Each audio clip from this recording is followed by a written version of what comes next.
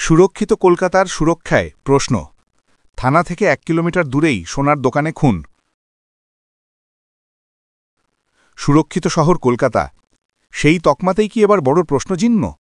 শনিবার বিকেলে বরাহনগর টোবিন রোডের একটি সোনার দোকানে যা ঘটল তা কাঁপিয়ে দিয়েছে গোটা এলাকাকে।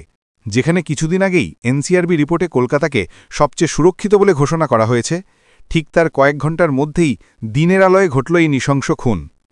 নিহত ব্যবসায়ীর নাম শঙ্কর জানা, বয়স 60 বরাহনগর থানার থেকে মাত্র 1 কিলোমিটার দূরে অবস্থিত তার এই দোকান।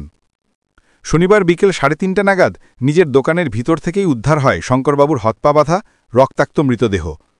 পুলিশের প্রাথমিক অনুমান, লুঠের উদ্দেশ্যেই দুষ্কৃতীরা দোকানে ঢোকে। শঙ্করবাবু বাধা দেওয়ায় তাকে নৃশংসভাবে খুন করা হয়। মৃতদেহের গলা ও মাথায় ধারালো অস্ত্রের গভীর আঘাতের দাগ ছিল স্পষ্ট। ঘটনার সূত্রপাত হয় যখন শঙ্করবাবুর ছেলে দোকানে সিসিটিভি বন্ধ দেখে সন্দেহ করেন। পরিচিত একজনকে দোকানে খোঁজ নিতে পাঠানো হয়।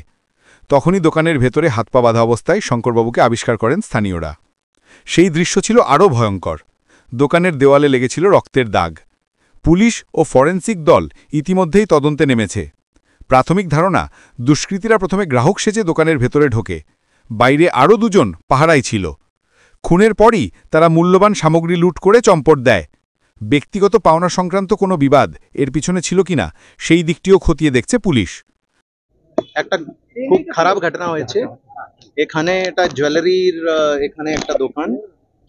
এখানে আজকে 3টে নাগাদ কিছু দুষ্কৃতীরা আসে, কাস্টমার সেজে ওরা ভিতর ঢোকে।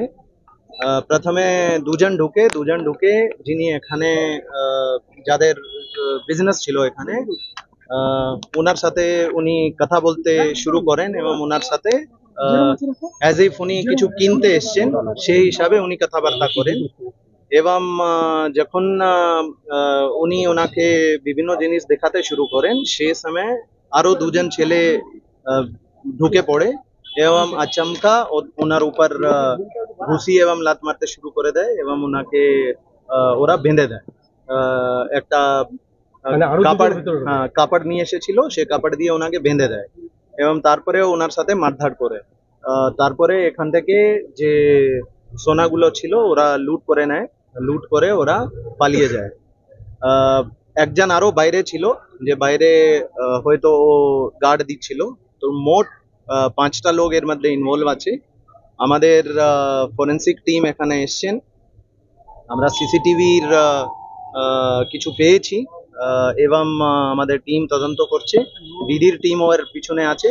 আমরা খুব শীঘ্র এদেরকে চিহ্নিত করে এদেরকে ধরব। আমাদের এখানে নিরাপত্তা বলে এখন তো আমরা দেখতেই পাচ্ছি না, কারণ কিছুদিন আগেও একটা ঘটনা ঘটেছিল, একজন ছেলের কাছ থেকে তার গায়ে সোনার সব ছিনিয়ে নিয়েছিল। তার আগেও দেখে বিধান পার্কের মাথায় বাড়ি মেরে শঙ্কর সামন্তের সোনা ছিনিয়ে নিয়ে চলে যায়। এরকম প্রায়ই হয়, কিন্তু এইটা হচ্ছে আজকের ঘটনাটা একটু বড় হয়ে গেছে। তার কারণ হচ্ছে তাকে মার্ডার করে দিয়ে চলে যায়। সব সোনাদার তারা ধস্তাধস্তি করা হয়েছে, দেখতে পাওয়া যাচ্ছে। কেন ক্যামেরায় যেটুকু ক্যামেরাটা মাঝখানে অফ ছিল বলছে, কিন্তু তার ছিঁড়েছে, কিন্তু অন্য তার দিয়ে ক্যামেরাতে দেখা গেছে সেই ছবি। এইটাই হচ্ছে প্রত্যক্ষদর্শী যারা আছে তারা, আর তার ধন ছিল, ছিঁড়তে পারেনি। কে? হ্যাঁ, ব্যবসায়ী এখানে স্থানীয় বাসিন্দা। বাড়ি অরিজিনাল হয়তো মেদিনীপুরে, কিন্তু ও আমার বাড়ি কিনেছে। আমার বাড়ি কিনে ও এখানে থাকে। কি মনে হয়, কি দুষ্কৃতীরা আগে থেকে ছক করেছিল বা একটু রেডি করেছিল? নিশ্চয়ই কোনো কিছু করা আছে, কেন দুষ্কৃতীর ওর সাথে উনি যে ধরনের প্রকৃতির লোক, তাতে উনি কারোর সাথে ঝামেলা করার লোক নন। উনি লোকের সাথে ভালো ব্যবহারই করে, কিন্তু আজকে কোনো কারণে হয়েছে, হয়তো যেহেতু মার্ডার করেছে এই কারণে হয়তো চিনে ফেলার জন্য, হয়তো চিনে ফেলবে সেই জন্য তাকে একদম শেষ করে দিয়েছে হয়তো। কেন অত সোনা হয়তো নিতে, কেন 7-8 কিলো সোনা সব সময় থাকে। আমরা তো আতঙ্কিতই আছি সর্বদাই। তার কারণ হচ্ছে এখানে তো পুলিশের টহলদারি নেই, পুলিশের কাজকর্ম তো আমরা চাক্ষুষ দেখতেই পাই সব জায়গায়, যা অবস্থা। আপনার নাম? আমার নাম পার্থসারথী চ্যাটার্জি। বরাহনগর থেকে পল্লব হাজরার রিপোর্ট, খবর এই সময়।